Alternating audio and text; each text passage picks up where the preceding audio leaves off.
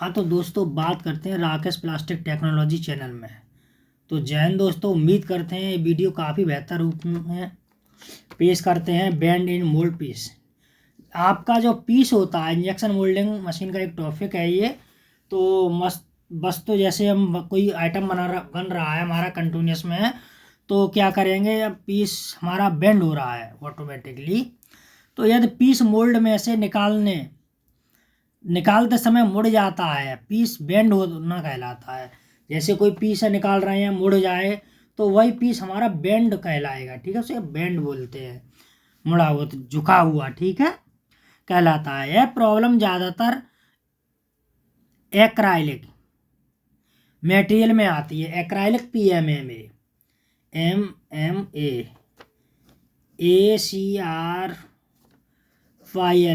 Acrylic, PMMA acrylic एक ही होता है, ठीक है, नाम लगा इसका। तो जो एक्राइलिक होता है इसमें ज़्यादातर बेंड की प्रॉब्लम आती है। तो हम इसे कैसे सॉल्व करेंगे, कैसे कंट्रोल करेंगे दोस्तों? तो सबसे पहले मोल्ड ज़्यादा गर्म होना पहला पॉइंट है हमारा। मोल्ड अगर हमारा ज़्यादा ही गर्म होगा तभी ये बेंड की प्रॉब्लम आएगी। क्यों? जब मोल्ड ज़्यादा गर्म होगा तो हमारी जो वस्तु हम जो प्रोडक्ट बना रहे हैं वो ठंडा नहीं हो पाएगा पूरी तरफ, इसलिए पार्ट बेंड होने का चांस रहेगा। तो इस कंडीशन में क्या करेंगे, मोल्ड की कूलिंग बढ़ाएंगे। दूसरा पॉइंट पर चलते हैं, मोल्ड की कूलिंग बढ़ाएंगे और मोल्ड का देखेंगे पानी हमारा चल रहा है या ना चल रहा है, रुका हुआ तो नहीं है, पाइप ब्लॉक तो नहीं हो रखे हैं, काफ़ी ध्यान देना है।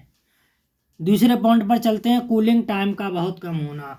और नंबर 2, पहला था हमारा मोल्ड का, नंबर 2 पे हम कूलिंग टाइम, ठीक है, कूलिंग टाइम कम होना। और से ये देखते हैं कि साइकिल टाइम 30 आ रहा है पीस का,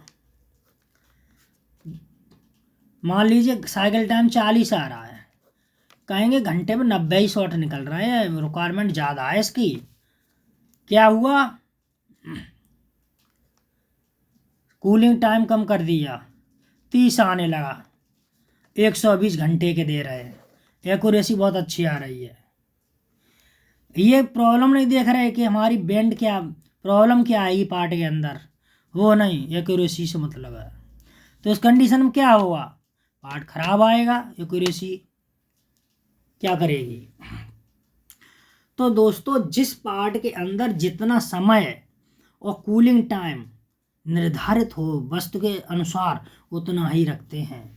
बहुत सी जगह देखते हैं कि टारगेट के ऊपर, टारगेट ज़्यादा आजकल टारगेट के ऊपर ज़्यादा ध्यान दिया जाता है। तो क्या होता है, जिस 40 साइकिल टाइम दे दिया ऑपरेटर को कि घंटे के 90 खुल रहे हैं, तो ऑपरेटर नाइट शिफ्ट में ड्यूटी कर रहा है तो उसे आ रही है नींद, दिन में किसी कारणवश सो नहीं पाया तो उसे आ रही है नींद, तो क्या करेगा उस कंडीशन में?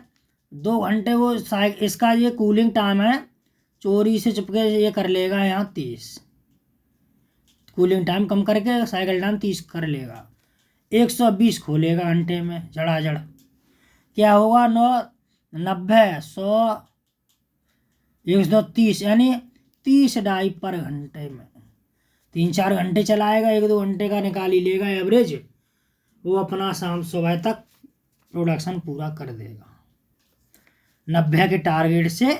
और बीच में घपलाबाजी कर दी उसने कूलिंग टाइम पर। आपका प्रोसेस कंडीशन कन्फर्म ठीक है कि हाँ ठीक चला है, उसके बाद में प्रॉब्लम आई बेंड, कस्टमर कंप्लेंट आ गई बेंड की, तो क्या करोगे उस टाइम? ठीक है, तो ध्यान देना है इस बात पर कि जिसका निर्धारित टाइम है उसको उसी कंडीशन पर चलाएंगे, अन्यथा हमारे पार्ट में डिफेक्ट आ सकते हैं। ठीक है, तो ये बेंड प्रॉब्लम आ सकती है। तीसरा पॉइंट हमारा क्या है, तीसरा पॉइंट है हमारा इजेक्टर स्पीड अधिक होना। एक इजेक्टर होता है दोस्तों, इजेक्टर क्या होता है, जो मोल्ड में के अंदर जो वस्तु हमारी बन जाती है ठंडी होने के बाद में, जब मोल्ड ओपन होता है तो उस मोल्ड को इजेक्ट यानी ढकेलने के लिए इंजेक्टर लगाए जाते हैं तो वो इजेक्ट करता है पार्ट के लिए, तो उसी को हम क्या कहेंगे, इजेक्टर कहेंगे। तो उसकी क्या है, इसकी गति अगर ज़्यादा होगी तो क्या हुआ, पार्ट बेंड आएगा।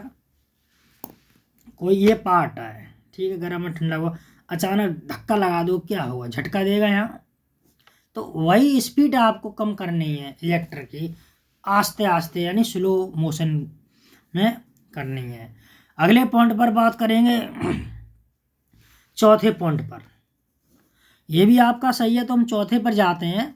मटेरियल टेम्परेचर है देखना, मटेरियल का टेम्परेचर, प्रोसेसिंग टेम्परेचर देख लेंगे कितना है हमारा। ओवर तो नहीं दे रखा है हीट, इस कारण आपका ये हो सकता है, ठीक है, इस कारण ये हो सकता है, लेकिन कम प्रॉब्लम आती है, इस कारण पार्ट डिग्रेड और वैसे चांस बन जाते हैं। मटेरियल टेम्परेचर ज़्यादा बढ़ाने से पार्ट में पीलापन आ जाता है और ब्लैक टाइप में आता है, मटेरियल जल जाता है, ऐसे काफ़ी चांसेस रहते हैं।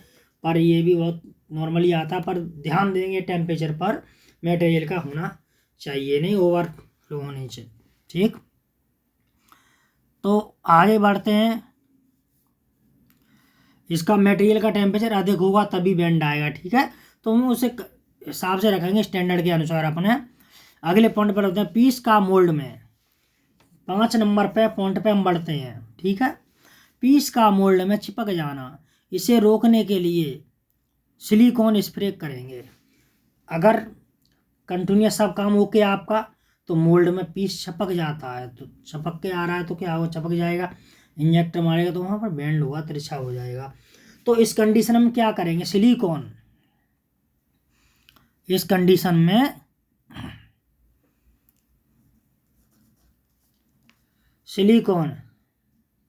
सिलिकॉन स्प्रे लगाएंगे, ठीक है, सिलिकॉन हम स्प्रे लगाएंगे। तो दोस्तों स्प्रे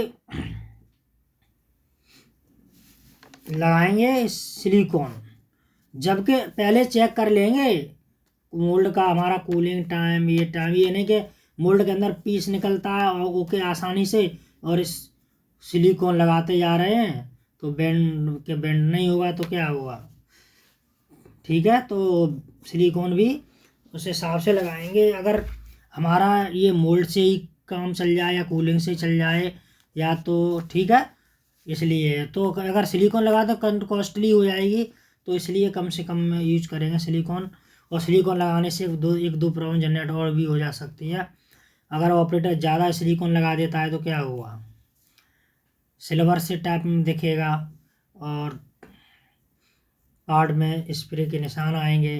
तो कम से कम उम्मीद करेंगे कि हमारा इसी प्रोसेस से हो जाए, नहीं होता तो सिलिकॉन स्प्रे लगाते हैं, पार्ट ज़्यादातर चपक के आता है मोल्ड के अंदर, तो ठीक है। अगला पॉइंट पर बात करते हैं, मोल्ड की पॉलिश ख़राब हुई हो। अगर मोल्ड की पॉलिश ही ख़राब हो गई है तो सिलिकॉन स्प्रे की जरूरत पड़ेगी, क्योंकि ठीक है, तो उस कंडीशन में हम सिलिकॉन स्प्रे ना लगाएं। ऐसी कंडीशन में मोल्ड में हम पॉलिश कराएंगे, जिससे हमारा पार्ट मोल्ड के अंदर ना चिपका रहे और आसानी से निकल जाए, ठीक है। डाई की गहराई बहुत अधिक होना और मोल्डिंग की थिकनेस बहुत कम होना। डाई गहराई गहरे पीस टाइप की है, ठीक है, गहराई अधिक है, जो मोल्डेड हम बना रहे हैं, पार्ट बना रहे हैं हम, उसकी थिकनेस बहुत कम हो, इस कंडीशन में भी हो जाता है, ठीक है। मोल्ड की पॉलिश ख़राब हो गई हो, गहराई वाले मोल्ड में की हमेशा पॉलिश ठीक करानी चाहिए, ठीक है, क्लीन होनी चाहिए, इस तरह की फिनिशिंग अच्छी होनी चाहिए, मोल्ड की सतह की जो फिनिशिंग होती है वो अच्छी होनी चाहिए और पीस निकालने में आसानी होती है। मान लीजिए कोई मोल्ड आपने अनलोड किया और मोल्ड एक कैरोजन स्प्रे होती है मोल्ड की, तो वो नहीं लगाई, आपने नहीं लगाई तो क्या होगा उस कंडीशन में,